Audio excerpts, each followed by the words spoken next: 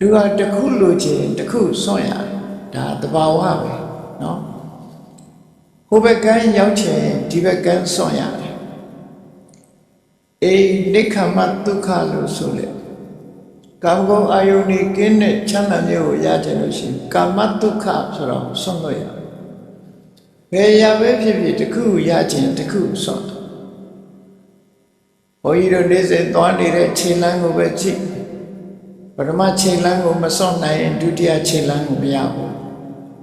လေကတိတက်တဲ့အခါမှာလည်းပထမလေကတိကိုစွန့်နိုင်မှဒုတိယလေကတိပေါ်ရောက်တယ်ဒုတိယလေကတိတက်စွန့်နိုင်မှတတိယလေကတိကိုရောက်တယ်အဲ့ဒါလို့စွန့်လို့ပြီးတော့လာခဲ့ရ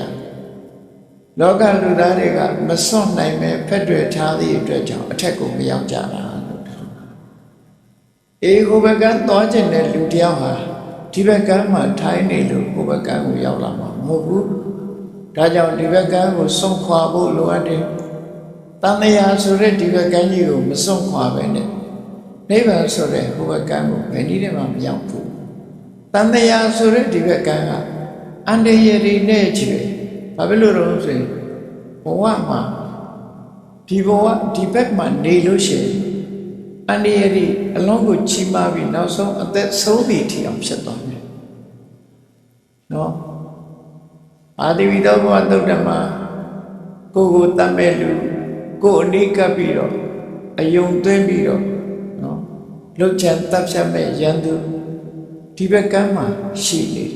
ကိုနဲ့အတူရှိနေကိုဒုက္ခပေးမဲ့အစိတ်ပြင်းထန်တဲ့မွေးကြီးတွေလည်းကိုနဲ့အတူရှိနေ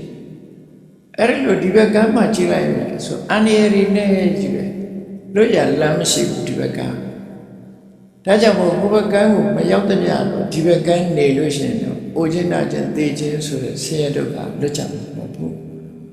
ဘယ်ပုဂ္ဂိုလ်မှမလွတ်နိုင်ဒါကြောင့်မို့ဟိုဘက်ကန်းကိုအရောက်သွားဟိုဘက်ကန်းသွားဖို့ဆိုတာလေအန္တရာယ်တွေအလွန်ပြောနေဒီ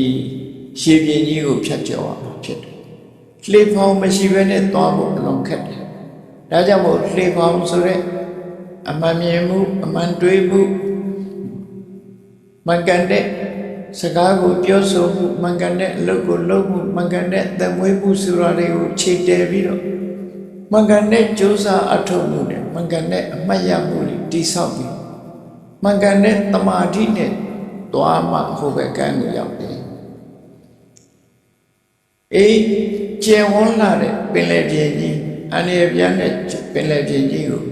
လှေဖောင်နဲ့ဖြတ်ကူးလိုက်လို့ဟိုဘက်ကန်းရောက်သွားပြီဆိုလို့ရှိရင်တော့ပါရိမန်တီရန်ခေမန်ဟိုဘက်ကန်းဟာငြိမ်းချမ်းတယ်ဆိုလိုတာကခန္ဓာ၅ပါးရှိနေတာဟာဒီဘက်ကန်းခန္ဓာ၅ပါးအကြောင်းချုပ်လို့အလုံးချုပ်ငြိမ်းသွားတာကဟိုဘက်ကန်းအဲ့တော့ဟိုဘက်ကန်းဆိုတဲ့ဒုက္ခនិရောဓလို့ဆိုနိဗ္ဗာန်လို့ဆိုဟိုဘက်ကန်းကြတော့မှတို့တွေဆင်းရဲဒုက္ခတွေလွတ်မယ်ဆိုတာကိုသိရှိဖို့လိုအပ်